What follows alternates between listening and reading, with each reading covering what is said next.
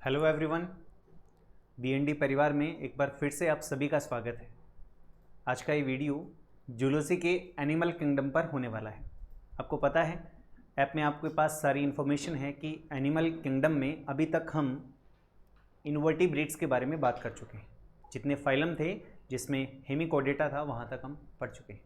आज का ये वीडियो कोडेटा पर होने वाला है। पर आगे के इस वीडियो में मतलब जितने भी वीडियो आएंगे इससे रिलेटेड उसमें कोडेटा और उसके आगे के क्लासिफिकेशन के बारे में हम पढ़ेंगे। ये लगभग 4 से 5 वीडियो में ये टॉपिक हमारा कंप्लीट हो जाएगा। इससे कम भी हो सकता है, वो आगे देख लेंगे हम। फिलहाल हम कोडेटा के इस वीडियो में इसके ब्रीफ में जो जनरल कैरेक्टर्स हैं, इसके फंडामेंटल कैरेक्टर्स हैं, उनके बारे में बात करेंगे और इसके क्लासिफिकेशन के बारे में बात करेंगे। तो आइए सबसे पहले हम कोडेटा के सामान्य जानकारी के बारे में बात करते हैं।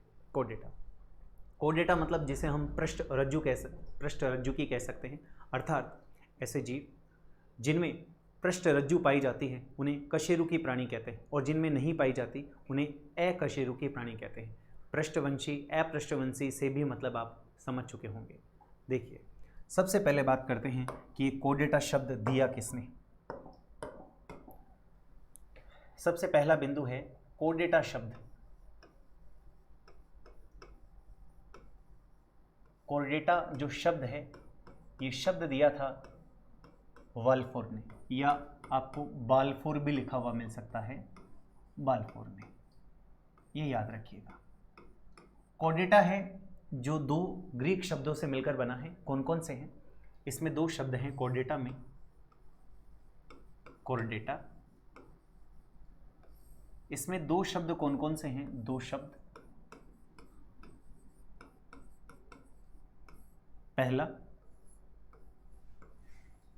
कोड,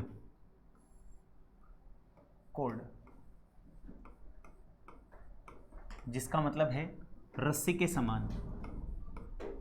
कोड, या आपको कुछ जगह स्ट्रिंग भी अगर लिखा हुआ मिले, स्ट्रिंग, ये भी याद रखिएगा।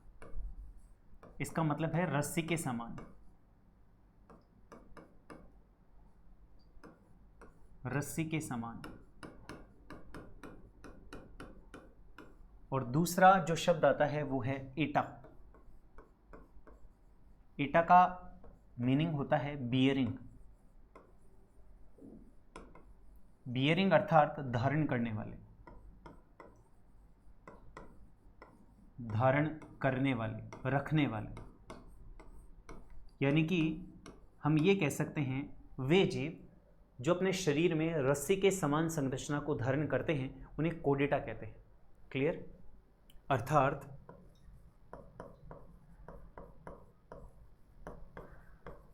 रस्सी के समान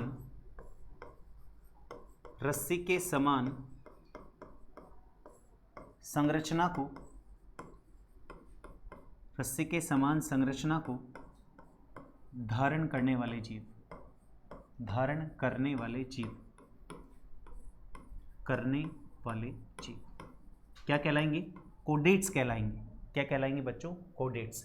तो ये कोडेटा के बारे में बिल्कुल ब्रीफ में, ज़्यादा डिटेल में हम गए नहीं, बिल्कुल ब्रीफ में हम बात करेंगे कोडेटा का मीनिंग क्या होता है। क्लियर है? अब हम ये जानना चाहते हैं कि ये जो कोडेटा है इसके कुछ आगे क्लासिफिकेशन जब हम पढ़ेंगे तो कुछ बातें मिलेंगी। वो क्या बातें हैं वो पहले देख लेते हैं। देखिए, किस आधार पर हम ये कहेंगे कि ये कोडेट है, ये नॉन कोडेट है। तो नॉन कोडेट हालांकि हम पढ़ चुके हैं, फिर भी हमें ये बात याद रहनी चाहिए कि ऐसे प्राणी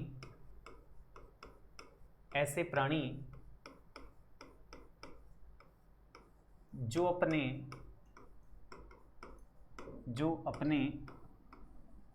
जीवन काल की किसी न किसी अवस्था में, किसी न किसी अवस्था में, किसी न किसी अवस्था में, किसी न किसी अवस्था में नोटोकॉर्ड को रखते हैं,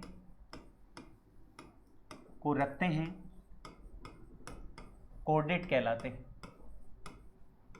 कोर्डेट कहलाते हैं। ठीक है बच्चों, कोई भी अवस्था हो, चाहे वो भ्रूणीय अवस्था हो, चाहे वो वयस्क अवस्था हो, किसी भी अवस्था में अगर वो नोटोकोड को रखते हैं या उनमें पाई जाती है तो ऐसे प्राणियों को हम क्या कहते हैं? कोडेट्स कहते हैं। ऐसे प्राणियों को हम कशेरुकी प्राणी कहते हैं। क्लियर है? आगे देखते हैं। देखिए, इनमें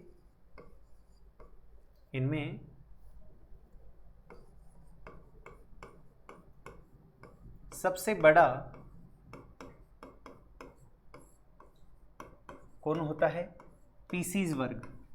याद रखिएगा, इनमें सबसे बड़ा कौन होता है? पीसीज वर्ग। जबकि सबसे छोटा जो होता है वो होता है एम्फीबिया वर्ग। एम्फीबिया वर्ग, ये भी आप याद रखिएगा, बहुत छोटा सा की पॉइंट है, लेकिन आप याद रखिएगा कि कोडेट्स में जो सबसे बड़ा वर्ग है वो पीसीज वर्ग है और सबसे जो छोटा वर्ग है वो वर्ग कौन सा है? एम्फीबिया। ये बात याद रहनी चाहिए। आगे अब हम ये जानना चाहते हैं, देखिए मुझे पता है कोडेट्स के काफ़ी कैरेक्टर्स आपको पता होंगे, वो इसलिए पता होंगे क्योंकि हमने इससे प्रीवियस वीडियो में सारी बातें कर चुके हैं। किसमें? एनिमल किंगडम में। क्यों कर चुके हैं? देखिए, आप हमने जनरल कैरेक्टर्स पढ़ रखे हैं किसमें? एनिमल किंगडम में। उसके आधार पर अगर आप दिमाग लगाएंगे तो आप काफ़ी कुछ कैरेक्टर्स स्वतः ही बता देंगे, जो कि हम आगे की कुछ स्लाइड्स में बात करने वाले हैं। आप देखिएगा, जितने कैरेक्टर मैं लिखूंगा उसमें आप काफ़ी कुछ लगभग 80 से 90% कैरेक्टर्स आप खुद ये अनुमान लगाएंगे कि ये कैरेक्टर्स हमें पता थे। लेकिन हम उन जनरल कैरेक्टर्स में जाने से पहले इसके कुछ फंडामेंटल कैरेक्टर्स, देखिए ये बहुत इंपॉर्टेंट बात है कि नॉर्मली हम क्या याद रखते हैं कि ये सब कैरेक्टर्स हैं, लेकिन ये कैरेक्टर्स दो तरह के हैं। एक है फंडामेंटल कैरेक्टर्स और एक है जनरल कैरेक्टर्स। फंडामेंटल कैरेक्टर्स मतलब आधारभूत लक्षण जो होने ही चाहिए, उन्हें फंडामेंटल कैरेक्टर्स कहा जाता है। जो इसके बेसिक कैरेक्टर हैं जो इनमें सामान्यतः देखने को मिलेंगे। ऐसे 4 बिंदु हैं, ऐसे 4 कैरेक्टर हैं जिन्हें फंडामेंटल कैरेक्टर्स कहा जाता है। ये मैं इसलिए बता रहा हूँ क्योंकि अगर ऐसा प्रश्न आ जाए, निम्न में से कौन सा लक्षण कोडेट्स का आधारभूत लक्षण है, आप विश्वास मान के चलिएगा, जब आप देखेंगे तो सारे के सारे कैरेक्टर आपको कोडेट्स के ही नज़र आएंगे। लेकिन हमने केवल क्या कहा है? हमने ये कहा है कि हमें केवल फंडामेंटल कैरेक्टर चाहिए, आधारभूत लक्षण चाहिए। तो इसलिए आप इस वीडियो से फंडामेंटल और जनरल कैरेक्टर्स के बीच में अंतर कर पाएंगे। क्लियर है? आइए सबसे पहली बात करते हैं हम जो फंडामेंटल कैरेक्टर्स हैं, कोडेट्स के मूलभूत लक्षण। किसकी बात कर रहे हैं? फंडामेंटल। याद रखिएगा, फंडामेंटल कैरेक्टर, ये वर्ड भी याद रखिएगा, कैरेक्टर, फंडामेंटल कैरेक्टर।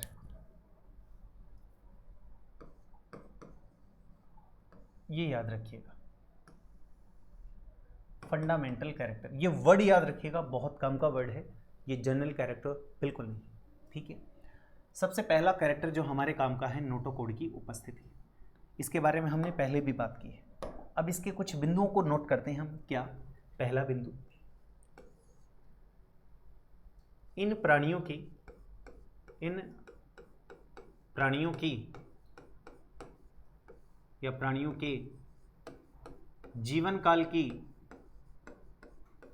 जीवन काल की किसी ना किसी अवस्था में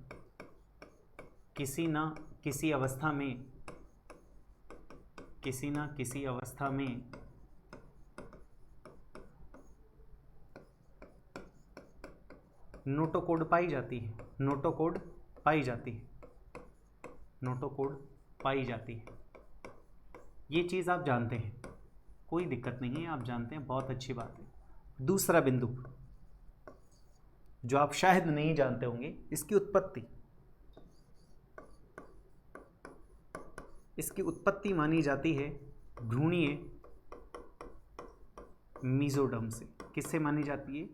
भ्रूणीय मीजोडर्म से।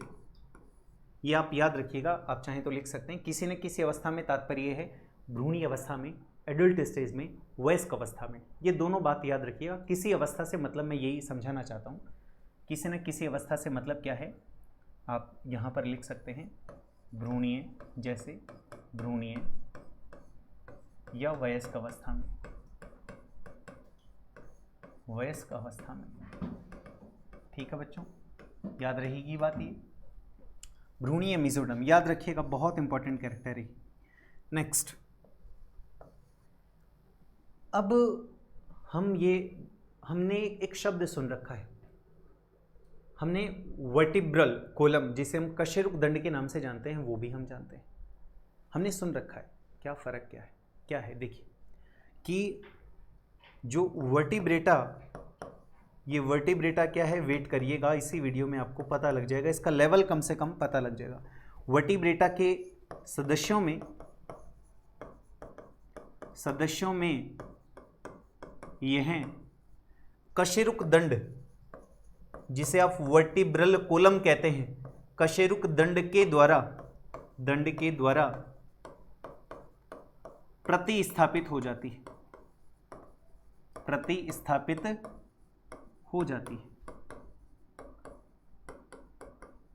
ये बात याद रखिएगा। अगर फिलहाल इसमें देखें कि आपको नोटोकोड कहाँ दिखाई दे रही है, तो नोटोकोड आपको यहाँ दिखाई दे रही है। देखिए ये नोटोकोड है,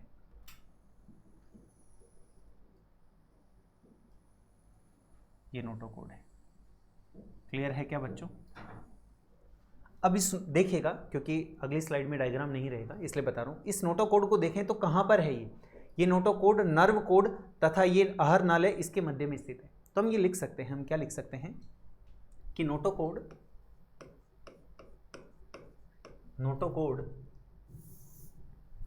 हम क्या लिख सकते हैं बच्चों, हम ये लिख सकते हैं नोटोकोड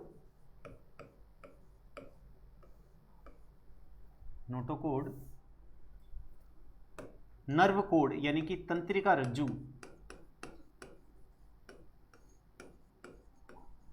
रज्जु तथा आहार नाल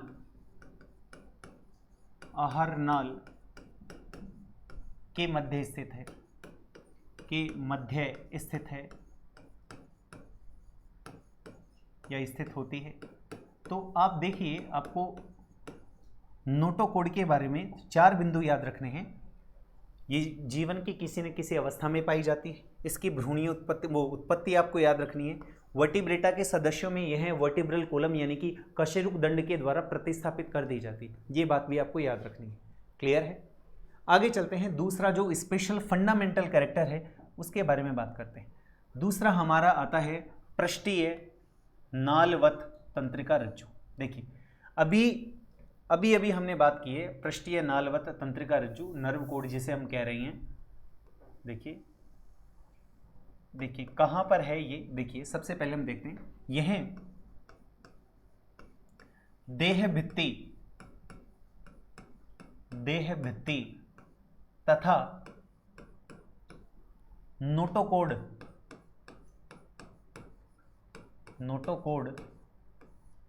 के मध्य स्थित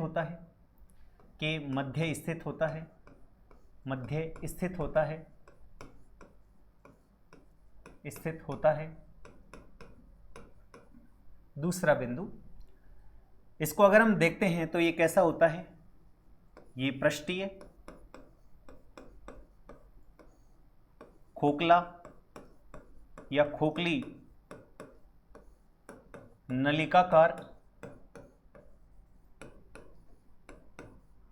नलिकाकार संरचना है। ये आप ऐसे बहुत इजी वे में मत लीजिएगा, क्योंकि अगर हम इसको नॉन कोऑर्डिनेट्स में देखेंगे ना तो वो वहां पर खोखली ना होकर ठोस हो जाएगी।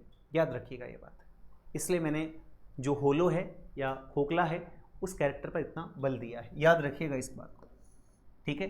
क्योंकि अगर आपको कोऑर्डिनेट्स और नॉन कोऑर्डिनेट्स के बीच में डिफरेंस करवाया जाए तो आगे के स्लाइड में हम ये भी बात करेंगे कि जब मैं आपको कोऑर्डिनेट्स के जनरल कैरेक्टर बता दूंगा तो आप उनके बेस पे खुद नॉन कोऑर्डिनेट्स के कैरेक्टर पता लगा सकते हैं। क्लियर है? आगे हम देखेंगे, मैं आपको बताऊंगा वर्बली कि क्या क्या किस तरह से होता है। इसके बाद में इसके उत्पत्ति के बारे में बात करते हैं। इसकी उत्पत्ति कैसी होती है? उत्पत्ति इसकी होती है भ्रूणीय एक्टोडर्म से। याद रखिएगा, भ्रूणीय एक्टोडर्म वो मेसोडर्म थी,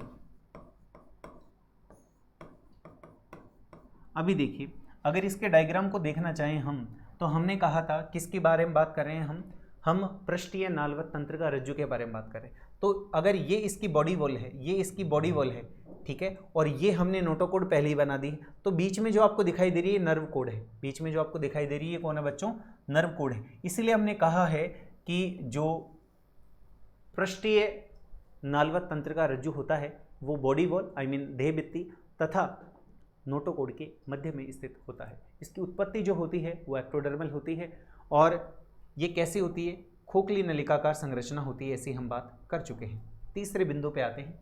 तीसरा बिंदु जो हमारा आता है वो है ग्रसनीय क्लोम दरारों की उपस्थिति। देखिए, जिन्हें गिल स्लिट्स के नाम से जानते हैं, मैं आपको बता देता हूँ ये क्या है। देखिए, आपको ये बहुत अच्छे से दिखाई दे रही हैं ये संरचनाएं,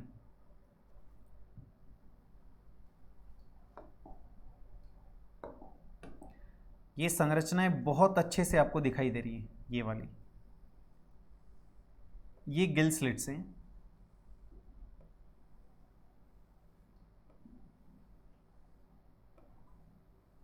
ये क्या है, गिल स्लिट्स है। ये क्या है बच्चों, गिल स्लिट्स है। क्लियर है। तो ये गिल स्लिट्स होते हैं, ये जोड़ीदार होते हैं और ये पाए जाते हैं, उपस्थिति होती है। इसके क्या कुछ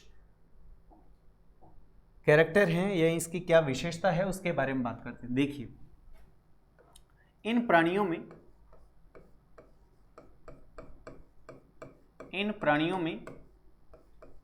क्लोम दरारें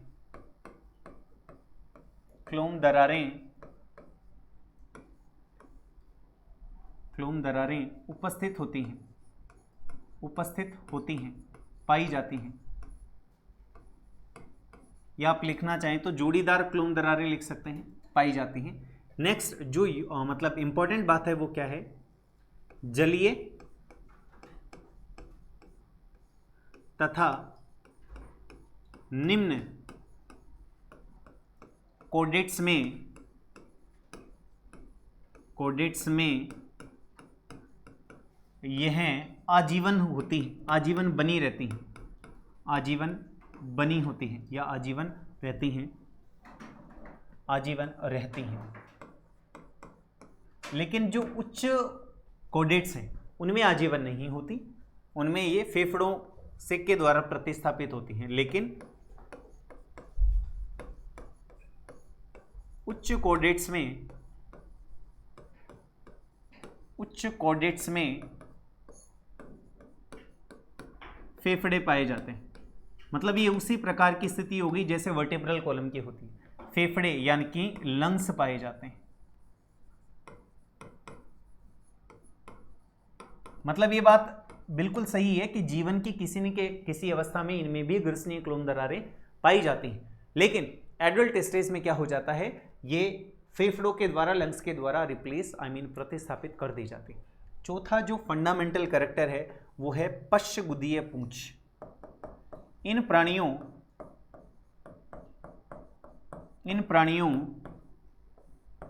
में पीछे की ओर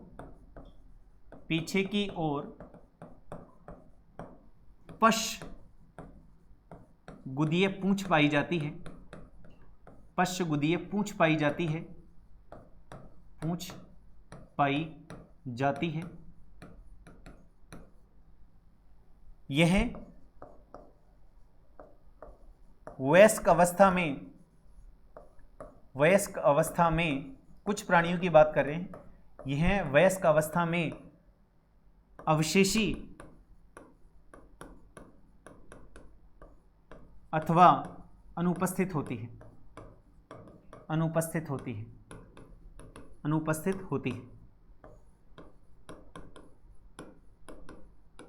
क्लियर है बच्चों।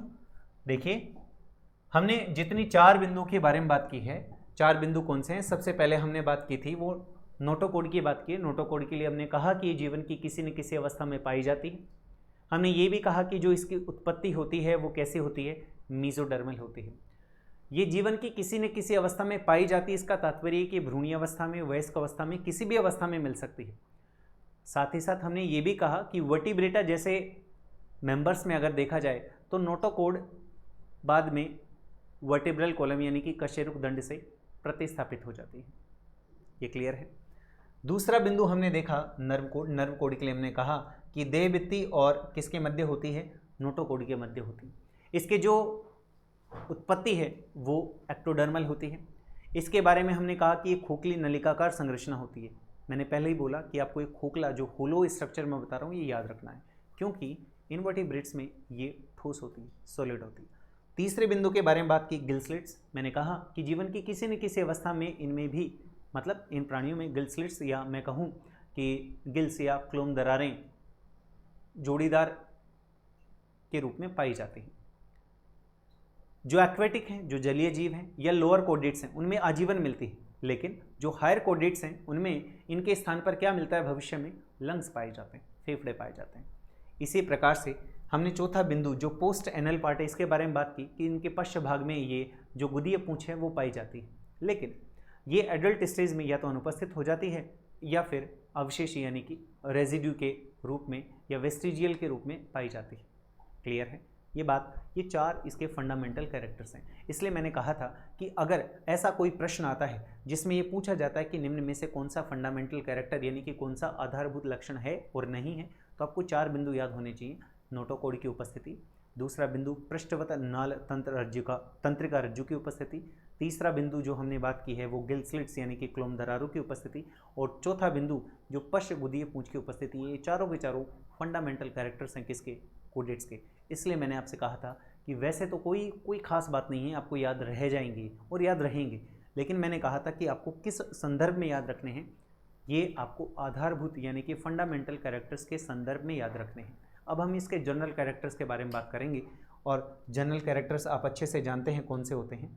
तो आइए अब हम बात करते हैं कशेरुकियों के सामान्य लक्षणों के बारे में या जनरल कैरेक्टर्स के बारे में। और ये कैरेक्टर्स जितने भी लिखेंगे, बिलीव मी, ये सारे कैरेक्टर्स आप जानते हैं, अच्छे से जानते हैं, केवल हमें लिखना है और आपके दिमाग में इनको दोबारा से रिकॉल करवाना है। आइए, सबसे पहली बात,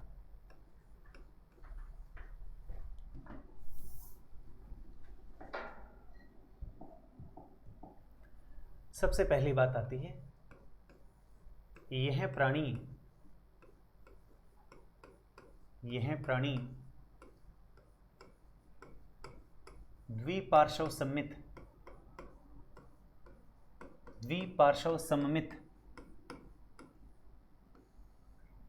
कोमा त्रिस्तरीय तथा वास्तविक देह गुहा युक्त होते हैं। देखिए, ऐसा कोई पॉइंट नहीं है जो आपको आता नहीं होगा। प्रीवियस वीडियोस में युक्त, वास्तविक देह गुहा युक्त होते हैं, ये सारे पॉइंट हमने पहले डिस्कस कर चुके हैं। क्लियर है, चाहे वो बायलेटरल हो, ट्रिप्लोब्लास्टिक हो या यूसेलोमेट हो। क्लियर है। यूसेलोमेट में भी हमने दो पॉइंट पढ़े थे कि जो वास्तविक देह गुह्य प्राणी होते हैं, यूसेलोमेट एनिमल्स होते हैं, वो दो प्रकार के होते हैं। कौन कौन से? एक एंटेरोसेलोमेट और एक साइजोसेलोमेट। जो ये प्राणी हैं ये एंटेरोसेलोमेट है। आपको बताया था मैंने कि जो एक बैग लाइक स्ट्रक्चर होती है वो अलग होती है, और पूरी देह गुहा को, बॉडी कैविटी को मीजोडर्म से आवृत करती है, वो मीजोडर्मी होती है, बैग लाइक स्ट्रक्चर होती है। लेकिन एंटेरोसेलोमेट में टीलोब्लास्ट जैसे कुछ कोशिकाएं होती हैं, आपको बता रखी हैं, उनका रोल होता है। तो आप याद रखिएगा कि ये कैसे हैं। यह एंटेरोसील, या मैं लिख दूं इनमें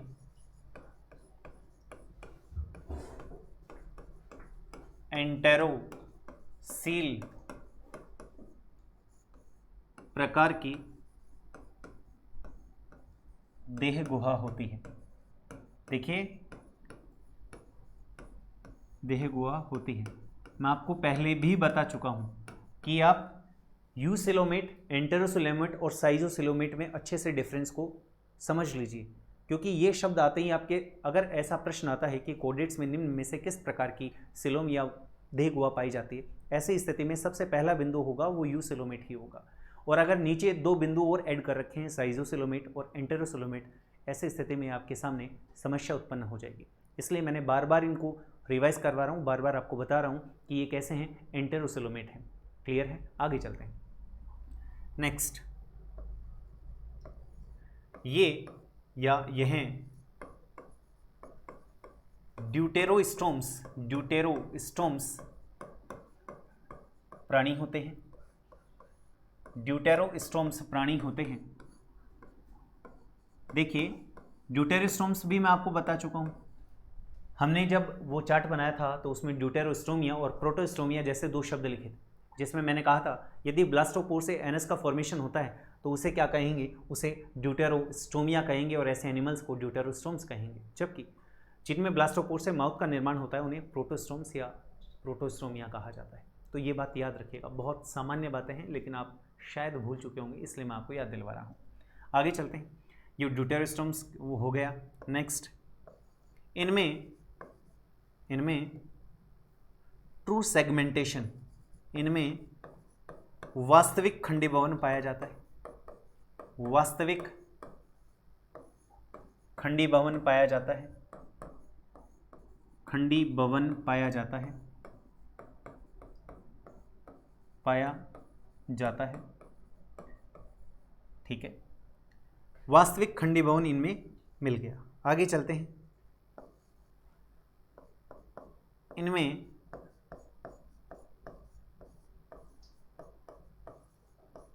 बंद प्रकार का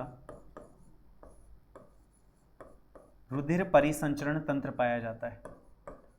रुधिर परिसंचरण तंत्र पाया जाता है। बंद प्रकार का रुधिर परिसंचरण तंत्र पाया जाता है। नेक्स्ट, इनमें हीमोग्लोबिन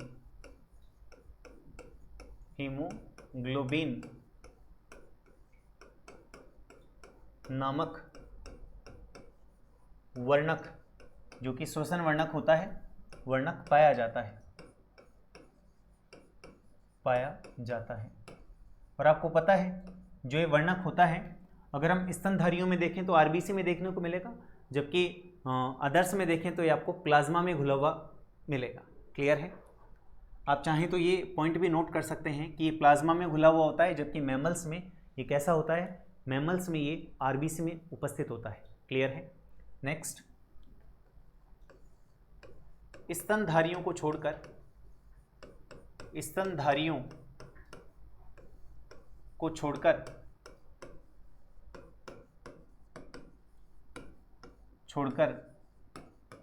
केंद्रक युक्त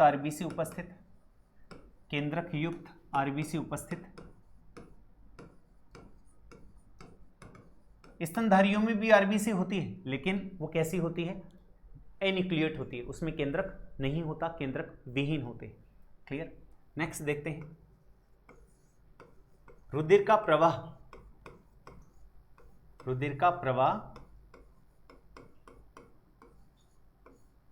रुधिर वाहिनियों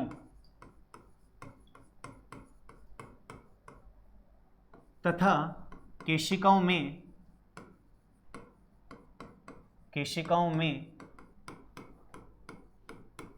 निश्चित दिशा में होता है। निश्चित दिशा में होता है।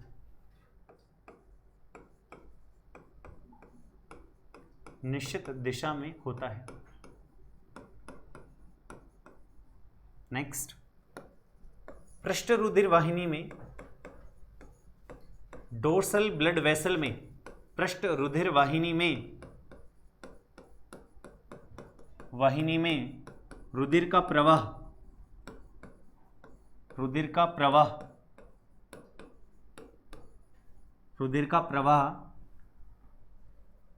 अग्रभाग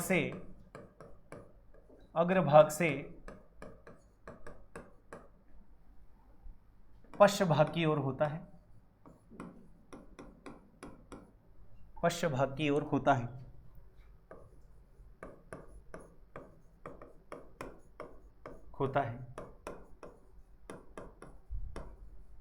नेक्स्ट, हृदय अधर सतह में पाया जाता है। अधर सतह मतलब इस सरफेस की बात कर रहा हूं मैं, दिस इज वेंट्रल सरफेस। इस सतह पर पाया जाता है कौन? हृदय। हृदय अधर सतह पर पाया जाता है, अधर सतह पर पाया जाता है। आपको पता है इस जो होता है ये पेरिकार्डियम कैविटी में होता है। हृदय की बात कर रहा हूँ मैं, पेरिकार्डियम कैविटी होती है और इसके बाहर जो आवरण पाया जाता है उसे पेरिकार्डियम ही कहते हैं। तो ये भी एक इनका जनरल कैरेक्टर है जो आपको कुछ किताबों में लिखा हुआ देखने को मिल सकता है। तो इसी संदर्भ में मैंने बताया कि ये वेंट्रल सरफेस पे यानी कि सामने वाली सरफेस है, इसमें क्या पाया जाता है? हृदय पाया जाता है और ये पेरिकार्डियम जैसे आवरण से आवृत होता है। क्लियर है? आगे चलते हैं, आगे देखते हैं। इन प्राणियों में ये यूनिक कैरेक्टर है। इन प्राणियों में यकृत निवाहिका तंत्र बहुत बहुत इंपॉर्टेंट है। देखिए स्टार लगा देता हूं मैं इसके, ये प्रश्न आया हुआ है पहले भी। निम्न में से किस में यकृत निवाहिका तंत्र पाया जाता है? इन प्राणियों में यकृत निवाहिका तंत्र, हेपेटिक पोर्टल सिस्टम, यकृत निवाहिका तंत्र पाया जाता है। ये क्या होता है? आप लिखना चाहें बेशक लिख सकते हैं कि आहार नाल से जो रुधिर वाहिनियां होती हैं वो रुधिर को सीधे हृदय में न डालकर कहाँ डालती हैं? यकृत में डालती हैं। ये क्या है? यकृत निवाहिका तंत्र। क्लियर है? आगे चलते हैं, दूसरा नेक्स्ट बिंदु देखते हैं। इन प्राणियों में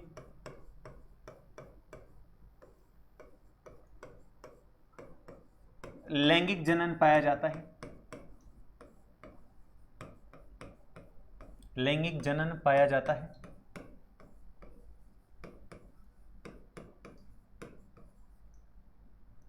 नेक्स्ट, इन प्राणियों में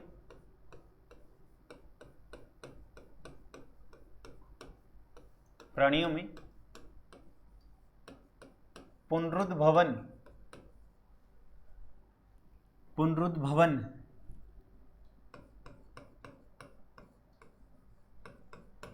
की क्षमता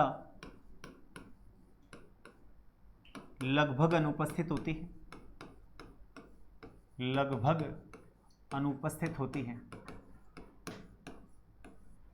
अनुपस्थित होती है। देखिए पुनरुद्भवन यानी कि रीजनरेशन और वाउंड हीलिंग कैपेसिटी दोनों में फर्क है। हमारे अंदर जो मिलता है वो वाउंड हीलिंग कैपेसिटी होती है, यानी कि घाव भरने की क्षमता होती है। पुनरुद्भवन की क्षमता नहीं होती।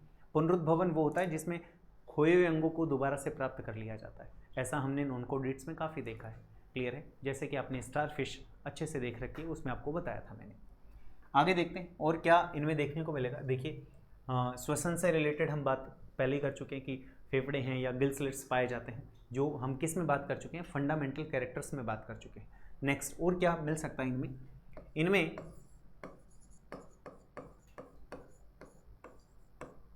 बाह्य कंकाल,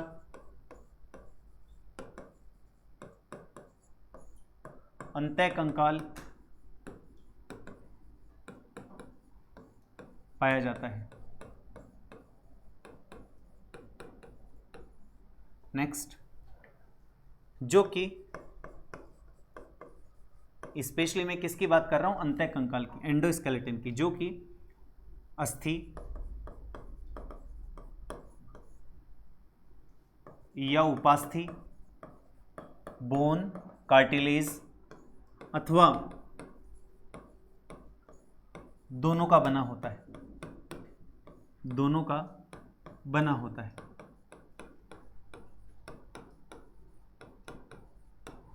देखिए बाकी नोटोकोड जैसे जो भी हैं वो हम फंडामेंटल कैरेक्टर्स में बात कर चुके हैं। मैं बार बार आपको यही समझाना चाहता हूं, उनको दोबारा रिपीट करने से यहाँ पर कोई सेंस नहीं है।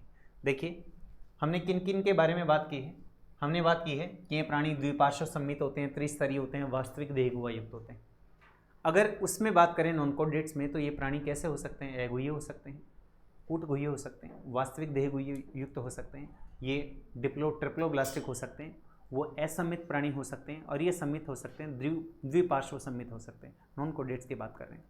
नेक्स्ट, ये एंटेरोसील प्रकार की होती है। उनमें भी हमने ये बात भी मैंने पहले बता दी आपको कि ये एसिलोमेट, सुडोसिलोमेट और ट्रूसिलोमेट युक्त हो सकते हैं, जिसमें एंटेरोसिलोमेट तो आपको इजीली नहीं मिलेंगे। ज़्यादातर लास्ट में जो देखने को मिले थे वो कैसे थे, वो साइजोसिलोमेट, जिसमें आपको याद है कि हमने किस किस को पढ़ा है, मोलस्का को, एनेलिडा को और आर्थ्रोपोडा को।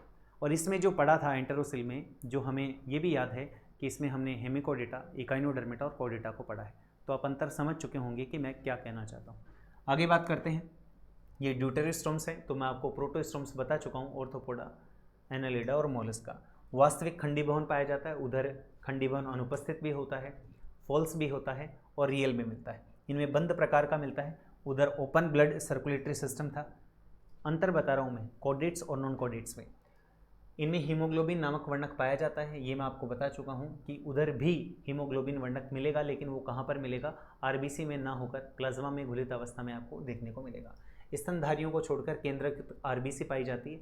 और ये चीज़ मैंने आपको दोनों संदर्भ में समझाती है कि हमारे अंदर बात करें तो आरबीसी होती है और आरबीसी में हीमोग्लोबिन भी होता है, लेकिन कैसी होती है, एन्यूक्लिएट, केंद्रक विहीन होती है। जबकि अदर्स की बात करें तो उनमें न्यूक्लिएट होती है। क्लियर है। रुधिर का प्रवाह रुधिर वाहिनियों में तथा जो केशिकाएं हैं, कैपिलरीज हैं, उनमें एक निश्चित दिशा में होता है। और पृष्ठ रुधिर वाहिनी में रुधिर का प्रवाह अग्रभाग से पश्च भाग की ओर होता है, उनमें उल्टा होता है, पश्च से अग्रभाग की तरफ होता है। हृदय अधर सतह पर पाया जाता है, उनमें हृदय पहली बात तो अनुपस्थित होता है, और अगर पाया भी जाता है तो पृष्ठ सतह पर पाया जाता है। पहली बात अनुपस्थित होता है, मैं आपको बता दूँ। इन प्राणियों में यकृत निवाहिका तंत्र पाया जाता है, उनमें मोस्टली देखने को नहीं मिलता। इनमें लैंगिक जनन होता है, उनमें अलैंगिक जनन भी मिलता है। नेक्स्ट, इन प्राणियों में पुनरुद्भवन की क्षमता लगभग अनुपस्थित होती है, उनमें पुनरुद्भवन यानी कि रीजनरेशन देखने को मिलता है।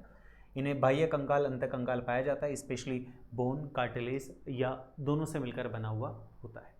क्लियर है। ये हमने किसके जनरल कैरेक्टर्स की बात की है, ये फिलहाल हमने कोडेट्स के जनरल कैरेक्टर्स के बारे में बात की है। अब देखिए, अब हम कोडेट्स का वर्गीकरण करना चाहते हैं कि कोडेट्स किस तरह से क्लासिफाइड है या किया जा चुका है। उस कोडेट्स के क्लासिफाइड या क्लासिफिकेशन में जाने से पहले वो किस आधार पर क्लासिफाइड किए गए हैं, किस आधार पर उनमें वर्गीकरण किया गया है, उसको हम देखना चाहते हैं। तो आइए 2 से 4 बिंदु हैं, वो भी हम बात कर लेते हैं। पहली बात, सबसे पहली बात आती है वर्गीकरण का आधार। किसके वर्गीकरण का आधार? कोडेट्स के वर्गीकरण का आधार। तो कोडेट्स के वर्गीकरण के आधार पर अगर हम बात करना चाहें तो आपको 2 मिलेंगे, एक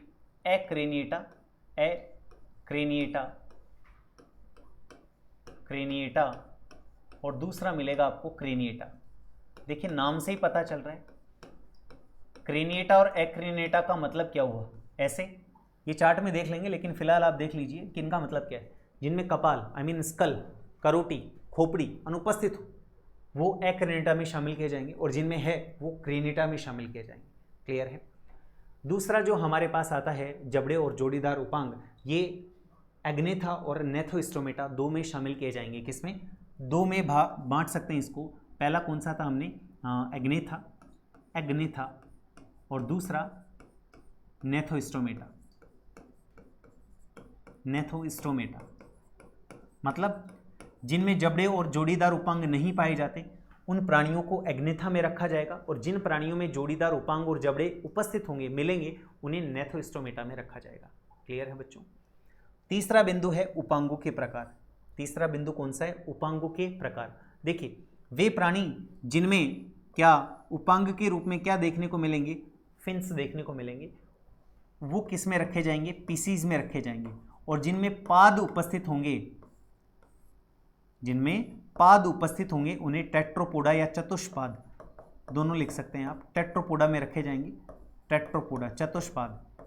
या आगे जाकर हमें पता है कि एम्फीबिया है, मैमल है, एवीज है, इनमें जाकर ये विभाजित हो जाएगा। रेप्टाइल्स है, इनमें जाकर विभाजित हो जाएगा। लेकिन वर्तमान में मैं कह रहा हूँ कि उपांगों के आधार पर या तो उपांग कैसे हों, फिन्स हों, या अगर उनमें पाद पाए जाते हैं, वो पाद अलग अलग हैं, वो किस तरह से हो जाएंगे फुट, वो हम आगे देख लेंगे। क्लियर है। तो ये बात याद रखिएगा कि जो कोडेटा है उनका वर्गीकरण किन किन बिंदुओं के आधार पर किया गया है। अभी 2 बिंदु और हैं, अभी फिलहाल पेशेंस रखिए। एक कपाल है, जबड़े और जोड़ीदार उपांग है, और तीसरा उपांगों के प्रकार है। अब देखते हैं हम अतिरिक्त भ्रूणीय झिल्लियाँ भी हमें देखने को मिलेंगी। बाह्य भ्रूणीय झिल्लियाँ ये एक्चुअली एक्स्ट्रा एम्ब्रियोनिक मेम्ब्रेन्स होती हैं, अतिरिक्त भ्रूणीय झिल्लियाँ होती हैं, जो क्या होती हैं? पहली, अगर किसी में मिलेगी तो उन्हें हम लिखेंगे एमनियोटा। एमनियोटा देखिए एम्ब्रियोलॉजी में अच्छे से बात करेंगे इनकी। ये 4 होती हैं, आपने अगर नाम सुन रखे हों तो एमनियोन, कोरियोन, एलेंटोइज और योक्सैक। तो जिन प्राणियों में एमनियोन मिलेगी उन्हें तो किस में रखा जाएगा? एमनियोटा में। एमनियोन, एमनियोन उपस्थित, प्रेजेंट। और जिनमें नहीं मिलेगी उन्हें रखा जाएगा ए एमनियोटा, या हम ए एमनियोटा लिख सकते हैं, एमनियोटा। एन एमनियोटा भी लिख सकते हैं इंग्लिश में अगर लिखना चाहें तो, ए एमनियोटा। क्लियर है? अब लास्ट बिंदु जो वर्गीकरण का आधार है वो है त्वचा का आधार। वो कौन सा है? त्वचा का आधार। त्वचा के आधार पर अगर हम देखना चाहें तो सबसे पहले हमारे दिमाग में जो आते हैं वो सबसे पहले आते हैं एम्फीबियंस, एम्फीबिया। देखिए त्वचा के आधार पर एम्फीबिया क्यों? क्योंकि हमें पता है ये ग्रंथि युक्त होते हैं। इनकी त्वचा कैसी होती है? ग्रंथि युक्त होती है, संवहनीय होती है। इनकी त्वचा कैसी होती है? ग्रंथिल यानी कि ग्लैंडुलर होती है, संवहनीय होती है, चिकनी होती है, कोमल होती है, जैसे कि आपने मेंढक देख रखा है। क्लियर? तो इनकी त्वचा आपकी समझ में आ जाती है। दूसरा हम बात करते हैं शल्क विहीन होती है, ध्यान रखिएगा। दूसरी हम बात करते हैं रेप्टाइल्स, या जिसे हम सरीसृप कह सकते हैं, सरीसृप। इनकी त्वचा कैसी होती है? इनकी त्वचा को अगर हम देखें तो शल्क युक्त होती है, अग्रंथिल यानी कि ग्रंथियां नहीं पाई जाती। तीसरी अगर देखें त्वचा तो वो किस में देखने को मिलेगी? एवीज में देखने को मिलेगी। इनकी त्वचा का स्टेटस क्या है? इनकी त्वचा भी कोमल होती है और उसमें कई प्रकार के रूपांतरण पाए जाते हैं, जैसे कि पंख हैं वो अग्रपाद का ही रूपांतरण है। दूसरा, ये इनकी जो अस्थियां होती हैं वो काफ़ी खोखली होती हैं, जो बॉडी को हल्का बनाती हैं ताकि ये उड़ना या उड़ने जैसे प्रक्रिया को काफ़ी आसानी से कंप्लीट कर सके। और चौथा जो आता है स्तनधारी, स्तनधारी, इसमें हम भी शामिल हैं। आप अपनी त्वचा को देखिए, मोटी होती है और रोमयुक्त होती है। कैसी होती है? मोटी होती है और रोमयुक्त होती है। तो ये जो 4 से 5 बिंदु आपने पढ़े हैं, क्या कोडेटा के वर्गीकरण के आधार, जिसमें कपाल के आधार पर, वो दूसरा जो था वो उपांगों के आधार पर, उपांगों तथा जबड़े के आधार पर, तीसरा जो प्रकार आपने पढ़ा वो गमनांगों के आधार पर, और चौथा जो आधार आपने पढ़ा वो आपने पढ़ा कौन सा? चौथा आधार हमारा था बाह्य भ्रूणीय झिल्लियाँ। मैंने आपको बताया कि बाह्य भ्रूणीय झिल्लियाँ कौन सी होती हैं? ये ऐसी झिल्लियाँ होती हैं जो भ्रूण के निर्माण में भाग नहीं लेती लेकिन भ्रूण के विकास में अपना योगदान देती है, इसलिए इन्हें एक्स्ट्रा एम्ब्रियोनिक मेम्ब्रेन या अतिरिक्त भ्रूणीय झिल्लियाँ कहा जाता है। ऐसा हम एम्ब्रियोलॉजी में अच्छे से देखेंगे कि एमनियोन, कोरियोन, एलेंटोइज और योक्सैक का यानी कि पीता कोश का क्या कॉन्ट्रीब्यूशन होता है वो अच्छे से देख लेंगे। तो इस आधार पर एमनियोटा और एनेमनियोटा 2 भागों में इन्हें बांट दिया गया। लास्ट जो आता है वो था त्वचा के कैरेक्टर या त्वचा की विशेषता के आधार पर, जिसमें एम्फीबिया, रेप्टिलिया, एवीज और मैमेलिया जैसे भागों में इसे बांटा गया है। अब लास्ट जो हमारा पॉइंट है वो है कि कोडेटा का क्लासिफिकेशन किस तरह से किया गया है। देखिए अभी तक जितना भी हमने पढ़ा है उसके बेस पे हम कोडेटा को इजीली क्लासिफाइड कर सकते हैं। तो लास्ट जो हमारी स्लाइड है वो देखते हैं कोडेटा का क्लासिफिकेशन। देखिए कोडेटा के क्लासिफिकेशन को देखें, ये पृष्ठवंशी जंतु है या कोडेटा है, इसको अगर हम देखें तो आपको क्या देखने को मिलेगा? देखिए पृष्ठवंशी जंतु जिसे हम क्या कहते हैं, 2 भागों में बांट सकते हैं, एक्रिनेटा और प्रोटोकोडेटा। आप याद रखिएगा एक्रिनेटा और प्रोटोकोडेटा। एक्रिनेटा के संदर्भ में दूसरा यानी कि आपको बता दिया, जिनमें कपाल, स्कल, करोटी, खोपड़ी इजीली नहीं मिलती, जिनमें मिलती है वो किस में रखे जाएंगे? वो क्रेनेटा में रखे जाएंगे। जिनमें नहीं मिलेगी वो एक्रिनेटा। क्लियर है? या मैं इसको दूसरे संदर्भ में कह सकता हूँ, जो थोड़े कम विकसित हैं जिन्हें मैं प्रोटोकोडेटा कह सकता हूँ, जो वेल डेवलप्ड हैं उन्हें मैं यूरोकोडेटा कह सकता हूँ।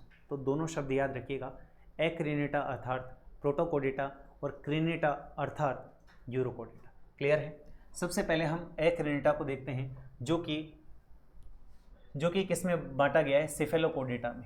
क्लियर है? इसमें आपको केवल एक जगह देखने को मिलेगी, वो मिलेगी लेप्टोकार्डी, और इसमें वो आपको देखने को मिलेंगे लार्वेशिया, एसिडिएशिया और थैलेशिया। ये सिर्फ हम इसके बारे में केवल और केवल सामान्य जानकारी प्राप्त करेंगे नेक्स्ट वीडियोज़ में, और इतना खास इंपॉर्टेंट हमारे लिए नहीं है।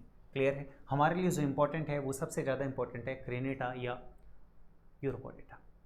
इसमें वर्टिब्रेटा है, और वर्टिब्रेटा को हमने 4 भागों में बांटा है, वो हम बता चुके हैं कौन कौन से हैं। स्पेशली टेट्रोपोडा को देखेंगे हम। वर्टिब्रेटा में एक तो आता है एग्नेथा।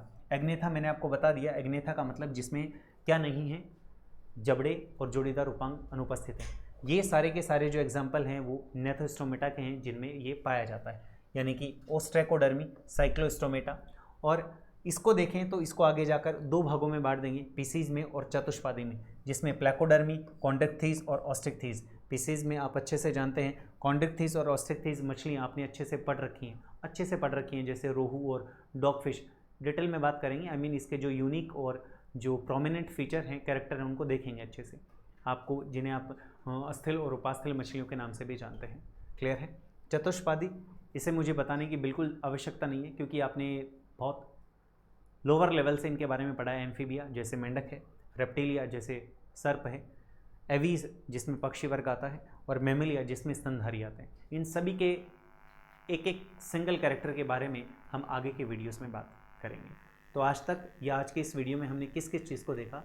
कोडेटा के जनरल और फंडामेंटल कैरेक्टर और इसके क्लासिफिकेशन के बारे में बात की, और इसके वर्गीकरण के आधार के बारे में बात की। तो अगर इस वीडियो में देखा जाए तो 3 से 4 बिंदु जो प्रोमिनेंट हैं या मुख्य हैं, वो जनरल फीचर, जिसमें जनरल फीचर से भी ज़्यादा फंडामेंटल कैरेक्टर्स इंपॉर्टेंट है। उसके बाद में वर्गीकरण के आधार के जो भी 5 बिंदु मैंने आपको करवाए हैं वो याद रखिएगा। बाकी रही क्लासिफिकेशन की बात, आगे के वीडियोस में ये क्लासिफिकेशन स्वतः ही रिपीट होता रहेगा। आई होप आपको ये वीडियो समझ में आया होगा, और अगर कुछ डाउट हो तो आप इसे दोबारा से रिवाइंड करके देख सकते हैं। हालांकि आगे के वीडियोस में ये क्लासिफिकेशन ही हमें पढ़ना है। तो आज के लिए इतना ही। Thank you very much. जय हिंद।